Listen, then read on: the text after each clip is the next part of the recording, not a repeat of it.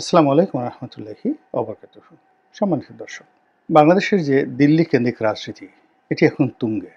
কে কিভাবে দিল্লির স্টার হবে, দিল্লির বন্ধু হবে এবং ভারতীয় কূটনীতিবিদদের সঙ্গে কার কত সম্পর্ক রয়েছে, এটি এখনো পর্যন্ত প্রকাশ্যে আসেনি। কিন্তু গোপনে গোপনে বড় বড় রাজনৈতিক দলের যারা নেতৃবৃন্দ রয়েছেন তারা নমিনেশনের জন্য, ভবিষ্যতের মন্ত্রী এমপি হওয়ার জন্য, রাজনীতিতে টিকে থাকার জন্য দিল্লির যে লবি, এই লবিটির পেছনে পাগলের মতো ঘুরছে। যাদের এই ঘোরাঘুরির কারণে যারা দলের নেতৃবৃন্দ রয়েছেন, সমর্থক রয়েছেন বিএনপি এবং জামাতের, আমজনতা, সাধারণ মানুষ, যারা মূলত ভারত বিরোধী একটা সেন্টিমেন্ট ধারণ করেন। তো সেই মানুষগুলো এখন রীতিমতো বিরক্ত, ত্যক্ত। অনেকে রীতিমতো বিদ্রোহ করেছে। আপনারা ইতিমধ্যে লক্ষ্য করেছেন যে জামাতের সঙ্গে দিল্লির একটা সম্পর্ক আছে বা হতে পারে, এরকম একটা সন্দেহ, জাস্ট একটা সন্দেহ, কোনো তথ্য নেই, প্রমাণ নেই। কিংবা ধরুন বিএনপির সঙ্গে দিল্লির একটা সম্পর্ক বা বিএনপি দিল্লির একটা গ্রিন সিগন্যালের জন্য চেষ্টা করছে। ঠিক এরকম একটা সন্দেহ থেকে সামাজিক মাধ্যমে যারা কথাবার্তা বলেন তাদের একটা বিরাট অংশ বিএনপি এবং জামাতকে গালাগাল দিচ্ছে। আবার সেই সকল গালাগালের সঙ্গে সামঞ্জস্য রেখে বিএনপি এবং জামাতের যারা সাধারণ জনগণ, সাধারণ কর্মী সমর্থক, তারা এই দুটো দলকে যাচ্ছে তাই ভাষায় গালাগাল করছে। বিশেষ করে বিএনপির শীর্ষ নেতা জনাব তারেক রহমান সাহেব এবং নায়েবে আমির নয়, ঠিক আমিরে জামাত এবং দ্বিতীয় ব্যক্তি নায়েবে আমির যিনি রয়েছেন, একজন ভদ্রলোক, সাবেক সংসদ সদস্য ছিলেন, শিবিরের সভাপতি ছিলেন, যাকে বলা হয় ভারতের এজেন্ট। এই মোট ৩ জন মানুষকে, আরও একজন মানুষ আছেন আমির খসরু মাহমুদ চৌধুরী এবং জনাব টুকু, ইকবাল মাহমুদ টুকু। তো তাদেরকে টার্গেট করে, অর্থাৎ বিএনপির ৩ জন এবং জামাতের এই ২ জন, তাদেরকে টার্গেট করে বিএনপির নেতাকর্মীরা, জামাতের নেতাকর্মীরা এবং তাদের কর্মী সমর্থক এবং একই সঙ্গে যারা সামাজিক মাধ্যমে বা মিডিয়া জগতে, মূলধারার গণমাধ্যমে, টকশোতে বিএনপি এবং জামাতকে দীর্ঘদিন ধরে সাপোর্ট দিয়ে আসছিলেন এবং তাদের আজকের এই অবস্থায়, অর্থাৎ আজকে হাসিনা পরবর্তী সময়ে জামাত যে স্বপ্ন দেখছে ক্ষমতায়, বিএনপির স্বপ্ন দেখছেন, এই স্বপ্নর বাস্তবায়নে যারা বিভিন্ন সময়তে কাজ করেছেন তারা তো একেবারে তেলে বেগুনে রেগে মেগে যা মুখে আসে সেইভাবে গালাগাল করছে এবং তাদের সেই গালাগালের বিরুদ্ধে বিএনপি এবং জামাত এই দুটো দলই সরাসরি প্রতিবাদ করতে পারছে না। না পারছে পক্ষে বলতে, না পারছে বিপক্ষে বলতে। প্রায় প্রতিদিনই বিএনপির সঙ্গে আওয়ামী লীগের কার কি আত্মীয়তা, আওয়ামী লীগের যারা বড় বড় লোক, যেমন ধরুন এস আলম কিংবা সালমান এফ রহমান কিংবা ধরুন বসুন্ধরা, এই ওনাদের সঙ্গে বিএনপি এবং জামাতের কাদের আগে কেমন সম্পর্ক ছিল আর ইদানিংকালে কেমন সম্পর্ক হয়েছে, এই বিষয়গুলো নিয়ে তুমুল আলোচনা চলছে এবং সেই আলোচনার মধ্যে আমরা ভুলেই গেছি যে গত কয়েক মাসে এই ইউনূস সরকার ক্ষমতা আসার পরে নতুন করে কয় লাখ রোহিঙ্গা বাংলাদেশে ঢুকলো।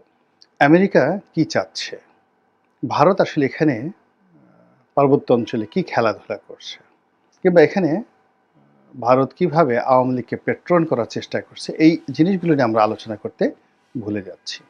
কিংবা এই মুহূর্তে বিএনপি এবং আওয়ামী লীগের মধ্যে যে চিরাচরিত দ্বন্দ্ব সংঘাত, সেটার পরিবর্তে জামাত এবং বিএনপির সঙ্গে যে দ্বন্দ্ব এবং সংঘাত শুরু হয়েছে, কিংবা হেফাজতের সঙ্গে জামাতের যে দ্বন্দ্ব সংঘাত শুরু হয়েছে, চরমোনাইয়ের সঙ্গে জামাতের যে দ্বন্দ্ব সংঘাত শুরু হয়েছে, এমনকি ডক্টর মোহাম্মদ ইউনূসের যে দ্বন্দ্ব সংঘাত শুরু হয়েছে, এইটা জনগণ এতটা এনজয় করছে এবং রাজনীতিবিদদেরকে দায়ী করছে। আর এই ফাঁকে সরকার যে কাজগুলো করতে চাচ্ছে, সরকারের যে মাস্টার প্ল্যানগুলো বা সরকারকে যারা ক্ষমতায় বসিয়েছে বা পেছন থেকে যারা সরকারকে পেট্রন করছে, সেটা দিল্লি হতে পারে, আমেরিকা হতে পারে, চীন হতে পারে, তারা সেই জায়গাতে একেবারে শো শো শো করে বুলেট ট্রেনের গতিতে এগিয়ে যাচ্ছে। তো এই যে একটা অবস্থা, সে অবস্থাতে ৩ ধরনের সমস্যা। সে সমস্যা হলো যে আমাদের এই রাজনৈতিক অঙ্গনে আমরা যা শুনছি, যা দেখছি, সেটি বাস্তব নয়। এর পেছনে আরও খেলাধুলা আছে। ফলে আমরা এক ধরনের ধোঁয়াশার মধ্যে পড়েছি, সাধারণ আমজনতা। রাজনৈতিক দলগুলোর মধ্যে একটা ব্রিজ থাকে। একটা হলো বাইরে রাজপথের আন্দোলন থাকে আর ভিতরে একটা সমঝোতা থাকে। এখন দুটোই বন্ধ। বাইরে এরকম কোনো প্রকাশ্য শত্রুতা, প্রকাশ্য বন্ধুত্ব নেই। একেবারে ছেলে খেলামূলক কতগুলো বৈঠক, ছোট, ছোট রাজনৈতিক দলের সঙ্গে বিএনপি বৈঠক করছে। জামাতের আমির সাহেব চরমোনাইয়ের আমির সাহেবের সঙ্গে দেখা করতে গেছেন। এরকম যে বিষয়গুলো, এগুলো একেবারে যাকে বলা হয়, আপনার খুব মাথা ব্যথা হয়েছে, একটু নিক্স বা ভিক্স আপনি মেখে দিলেন কপালে। ঠিক এইরকম রাজনৈতিক কর্মকাণ্ড কিন্তু সত্যিকার অর্থে জনগণকে সম্পৃক্ত করে যে রাজনৈতিক কর্মকাণ্ড, সেটা গত ৭ মাসে কোনো রাজনৈতিক দল করতে পারেনি। এর মধ্যে বেশ কয়েকবার আবেগ তাড়িত হয়ে কিছু কাজ হয়েছে। যেমন ধরুন, ভারত যখন সার্জিক্যাল স্ট্রাইক করতে চাইবে, তখন রাজনৈতিক ঐক্যমত তৈরি করার জন্য ইউনূস সাহেব ডাকছেন। সবাই সেখানে হুড়মুড় করে গেছেন।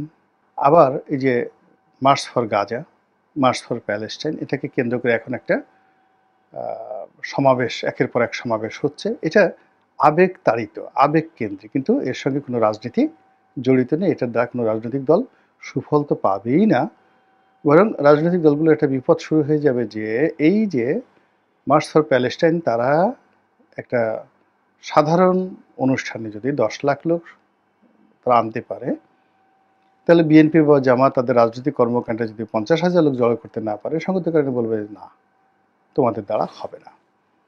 তো এইভাবে রাজনৈতিক অঙ্গনে একের পর এক জটিলতা শুরু হয়েছে। আর সেই জটিলতার সুযোগটা নিচ্ছে আওয়ামী লীগ। আওয়ামী লীগের এই মুহূর্তে একমাত্র বন্ধু ভারত। ২ নম্বর হলো তাদের বন্ধু রয়েছে তাদের টাকা। তাদের টাকা আছে আর তাদের ভারত আছে।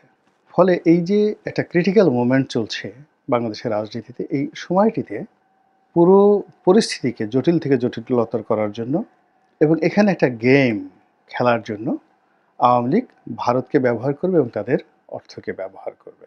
যেহেতু এই মুহূর্তে রাজনৈতিক দলগুলোর মধ্যে একটা বিশ্বাস চলে এসছে, বড় বড় রাজনৈতিক দলগুলো, যে আগামীতে ক্ষমতায় যেতে হলে ভারতের সহযোগিতা দরকার, আমেরিকার সহযোগিতা দরকার।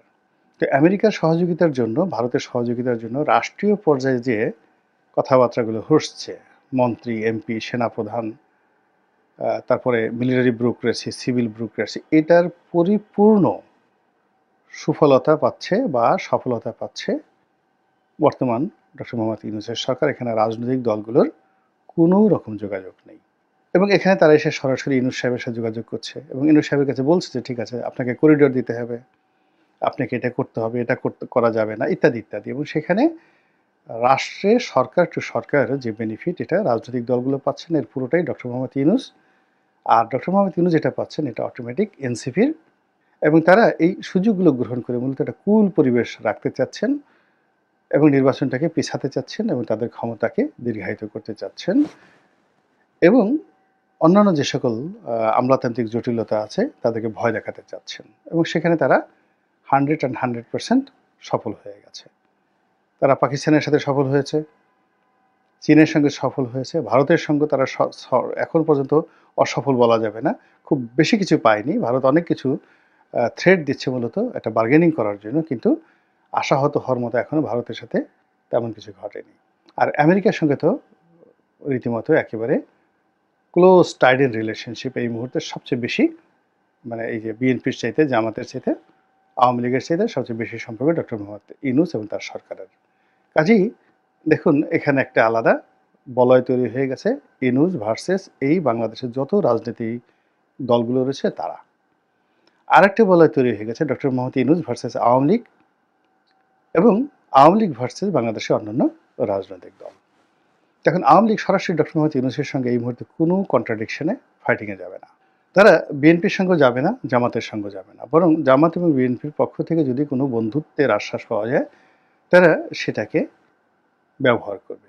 তারা যে কাজটি করবে সেটা হলো ভারতের সঙ্গে যে সম্পর্কটা হতে পারে রাজনৈতিক লেভেলে এবং গোয়েন্দা লেভেলে, রয়ের মাধ্যমে, এই জায়গাগুলোতে আওয়ামী লীগ একেবারে মুখস্থ এবং যারা আছে এরা সবাই তাদের সঙ্গে, ধরুন ভারতে পালিয়ে আছে কোনো একজন নেতা, এখন সেই নেতার সঙ্গে রয়ের এই বাংলাদেশের স্টেশন চিফ থেকে শুরু করে একেবারে হেড প্রধান যিনি আছেন তিনি, তারপরে নিরাপত্তা উপদেষ্টা অজিত দোভাল, এদের সঙ্গে আওয়ামী লীগের একেবারে দ্বিতীয় সারির যে সকল নেতৃবৃন্দ এখন ভারতে পলাতক রয়েছেন এবং যারা অতটা বিতর্কিতও নন, কিন্তু শেখ হাসিনা খুব ঘনিষ্ঠজন। তারা যেভাবে ১ মিনিটে তাদের সঙ্গে বৈঠক করতে পারেন, কথাও বলতে পারেন, দেখা সাক্ষাৎ করতে পারেন, ওই অবস্থা এখনো বিএনপির বা জামাতের আসেনি। তাদের যদি কোনো সংযোগ থেকে থাকে, সেই সংযোগটি তাদেরকে করতে হচ্ছে রয়ের ঢাকার যে স্টেশন চিফ তার মাধ্যমে। এর বিকল্প নেই। আর যে বৈঠকগুলো তারা করছে, তারা সরাসরি দিল্লি গিয়ে তারা সেই বৈঠক করতে পারছে না। যদি স্টেশন চিফের ঊর্ধ্বে কোনো লোকের সাথে তাদের সম্পর্ক করতে হয়, কথা বলতে হয়, তাদেরকে তৃতীয় কোনো দেশে গিয়ে, সেটা লন্ডনে হোক, আমেরিকাতে হোক, মালয়েশিয়াতে হোক, সিঙ্গাপুরে হোক, সেখানে গিয়ে তাদের সেই বক্তব্যগুলো দিতে হচ্ছে, কথাবার্তা বলতে হচ্ছে। এবং তারা এখনো পর্যন্ত ওখানকার যে রাজনৈতিক নেতৃবৃন্দ রয়েছেন, সেটা অমিত শাহ বলেন কিংবা নরেন্দ্র মোদী সাহেব বলেন, অথবা আরও ১ ডজন বিজেপির নেতা, তাদের কারোর সঙ্গেই, ইভেন পশ্চিমবঙ্গে যারা আছেন, শুভেন্দু আছেন, বন্য যারা আছেন, তাদের কারোর সঙ্গে রাজনৈতিক লেভেলে সম্পর্ক করা তো দূরের কথা, টেলিফোনে হাই হ্যালো করার মতো অবস্থা তৈরি হয়নি। এখন এই যে রাজনীতির বাইরে গিয়ে যে কেবল গোয়েন্দা লেভেলে যে সম্পর্কটি হয়ে গেছে বা হচ্ছে বা চেষ্টা হচ্ছে, এটাকেও আওয়ামী লীগ বন্ধ করতে, এবং এটা সম্ভব। এটা জামাতও জানে এবং বিএনপি জানে। এর কারণ হলো এই সকল গোয়েন্দা সংস্থাগুলো প্রায় ডবল স্ট্যান্ডার্ড করে। তারা এখানে আসে, তারা টাকা দেয় এবং টাকা নেয়, ঘুষ দেয় এবং ঘুষ খায়, দুটো একসঙ্গে করে। তো এরা ওই বিভিন্ন সময় আওয়ামী লীগের মনোনয়ন দেওয়ার কথা বলে অনেক রয়ের কর্মকর্তা অনেকের কাছ থেকে কোটি কোটি টাকা ঘুষ খেয়েছে, নমিনেশনও দেয়নি, টাকাও খেয়ে ফেলে। তো এরকম ঘটনা আছে। কাজেই আওয়ামী লীগ যদি ঘুষ দিতে চায়, রয়ের লোকদেরকে ঘুষ দিতে চায়, এবং এই কানেক্টিভিটিগুলো যদি তারা বন্ধ করে দিতে পারে, এবং যেটা হওয়ার সম্ভাবনা খুবই বেশি, সেক্ষেত্রে দেখা যাচ্ছে যে এই রাজনীতিতে এখন এই বাংলাদেশে সঙ্গত কারণেই ডক্টর মোহাম্মদ ইউনূসের একটা রমরমা অবস্থা তৈরি হয়ে যাবে। ডক্টর মোহাম্মদ ইউনূস যত শক্তিশালী হবেন, দেশের যারা এখন এখানে রাজনীতি করছে তারা তত অগুরুত্বপূর্ণ হয়ে পড়বেন। আর এখানে যারা রাজনীতি করছেন তারা যত অগুরুত্বপূর্ণ এবং দুর্নাম এবং বদনামের শিকার হবেন, ততই আওয়ামী লীগের উপস্থিতি অনিবার্য হয়ে পড়বে, শেখ হাসিনার উপস্থিতি অনিবার্য হয়ে পড়বে, এবং আওয়ামী লীগের রাজনীতিতে পুনর্বাসিত হওয়ার যে একটা সুযোগ, সেই সুযোগ তৈরি হবে। ফলে আওয়ামী লীগ এখন ২ হাতে খেলছে। আমেরিকাতে তারা সর্বোচ্চ বিনিয়োগ করছে বিভিন্ন অ্যাঙ্গেলে, বিএনপি এবং জামাতকে সেই তাদের যে সোশ্যাল কানেক্টিভিটি, তাদের যে পলিটিক্যাল কানেক্টিভিটি, তাদের যে স্টেট টু স্টেট কানেক্টিভিটি, এই জায়গাগুলো বন্ধ করে দেওয়ার জন্য। আর সেটাতে তারা একটা মোটামুটি সফলতা অর্জন করেছে। আপনারা ইতিমধ্যেই আমেরিকার কিছু কর্মকাণ্ড এবং আমেরিকাতে বসবাসরত প্রবাসীদের কিছু কর্মকাণ্ড দেখেই আপনারা বুঝতে পেরেছেন যে ওখানে আওয়ামী লীগ কতটা সফল হয়েছে। এখন তারা দিল্লিতে কেবলমাত্র নিজেদের স্বার্থ দেখছেন, এটার জন্য একটা গ্রুপ আছে, আর বিএনপি এবং জামাতকে দিল্লির সঙ্গে সম্পর্কটা কাট আপ করে পুরো দিল্লিকে Awami based, Delhi means Awami League means Delhi, এরকম, মানে এখানে অনেকটা সতীনের মতো, যে কোনো অবস্থাতে সতীন অ্যালাউ করা হবে না। তো বাংলাদেশের কারোর সঙ্গে নরেন্দ্র মোদীর সম্পর্ক হোক, তার সরকারের সম্পর্ক হোক, কংগ্রেসের সম্পর্ক হোক, এই জায়গাগুলো আওয়ামী লীগ বন্ধ করার জন্য সর্বোচ্চ চেষ্টা চালিয়ে যাচ্ছে। আর এটা তাদের জন্য আরও বেশি সহজ হয়ে যাবে যে এই মুহূর্তে বাংলাদেশে আমেরিকান বিরোধী যে মনোভাব রয়েছে, তার চেয়ে ভারত বিরোধী মনোভাব খুব তুঙ্গে, এবং এই ভারত বিরোধী মনোভাব তুঙ্গে ওঠানোর জন্য যদি আওয়ামী লীগ সেই যাকে বলা হয় বিনিয়োগ করে, বিএনপি এবং জামাতের মধ্যে যে সকল মানুষ ভারতের সাথে লবিস্ট হিসেবে কাজ করছেন, তাদেরকে যদি গণসূত্র বানিয়ে দেওয়া যেতে পারে, সেটা আলটিমেটলি বিএনপির ক্ষতি হবে, জামাতের ক্ষতি হবে এবং আওয়ামী লীগের লাভ হবে। এবং সেই কাজগুলি এখন পুরোদমে চলছে বলেই আমার বিশ্লেষণে মনে হচ্ছে। মহান আল্লাহ আমাদের সবাইকে হেদায়েত দান করুন এবং হেফাজত করুন। আসসালামু আলাইকুম ওয়া রাহমাতুল্লাহি ওয়া বারাকাতুহু।